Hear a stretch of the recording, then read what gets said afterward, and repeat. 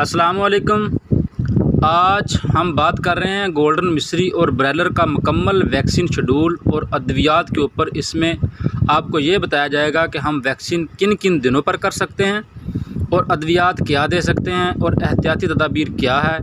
सबसे पहले अद्वियात के ऊपर बात कर लेते हैं। जब आप चूज़ा रिसीव करते हैं तो इसको एनर्जी और विटामिन्स की ज़रूरत होती है, तो इसके विटामिन्स की कमी को दूर करने के लिए आप इसको इलेक्ट्रोलाइट, ग्लूकोज़ या ORS का पानी लाजम चलाएं, ताकि जो इसकी विटामिन की कमज़ोरी है वो दूर हो सके। और उसके बाद इसको पहले हफ्ते 3 दिन एंड्रोकोलेसिन का कोर्स करवा दें और फिर 6 घंटे फ्लैशिंग दें। सिर्फ यही एक हिफाजती कोर्स होगा। बाकी बीमारी आने की सूरत में करीबी डॉक्टर के मशवरे से ट्रीटमेंट दें।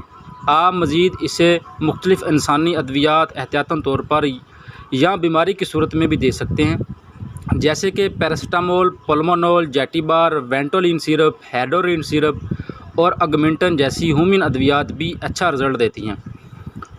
अब बात करते हैं वैक्सीन शेड्यूल के ऊपर। वैक्सीन पिलाने से पहले की तदाबीर और आखिर की एहतियाती तदाबीर पर बात करेंगे। पहले बताता चलूँ कि वैक्सीन किन किन दिनों पर पिलाई जाती है। इसे NDIB की वैक्सीन चौथे और 14वें दिन पर पिलाएँ। गंबोरो बरसा प्लस वैक्सीन गंबोरो के लिए 10वें दिन पर पिलाएँ और 25वें दिन पर एंटीक्लून वैक्सीन पिला दें। हर वैक्सीन से 24 घंटे पहले फ्लैशिंग ज़रूर दें और 6 घंटे पहले विटामिन E का पानी लाजम चलाएं।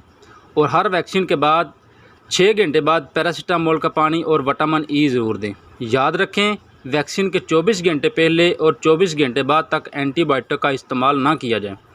वैक्सीन रात के वक्त करवाएँ। वैक्सीन से पहले 1.5 घंटा प्यास लाजम दें।